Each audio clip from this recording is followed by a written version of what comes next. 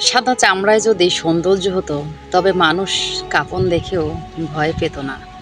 প্রকৃত সৌন্দর্য কখনো বাহ্যিক গঠন বা শারীরিক বৈশিষ্ট্যের মধ্যে সীমাবদ্ধ থাকে না।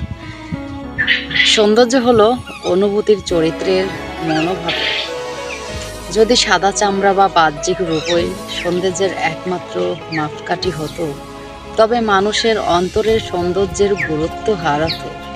কিন্তু বাস্তবতা হলো মানুষ কাফনের দিকে তাকিয়ে ভয় পায় না শুধু তার সাদা রঙের জন্য, বরং সেটা মৃত্যু, চিরতরে হারানোর ভয়। সৌন্দর্য হলো সেই অমূল্য রত্ন যা মানুষের মন এবং তার কর্মকাণ্ডে প্রকাশিত হয়। বাহ্যিক সৌন্দর্য একসময় ম্লান হয়ে যায়, কিন্তু এরকম সুন্দর মন, ভালোবাসা, সহানুভূতি এবং সৎ উদ্দেশ্য, এগুলো চিরকাল অবিকৃত থাকে বা থাকবে। তাহলে সাদা চামড়া বা বাহ্যিক সৌন্দর্য কোনো ব্যাপার না। প্রকৃত সৌন্দর্য হলো মানুষের চরিত্র, হৃদয়ের আন্তরিকতা। যখন আমরা মন থেকে সুন্দর, তখন সত্যিকারের সৌন্দর্য আমাদের আত্মায় থাকে।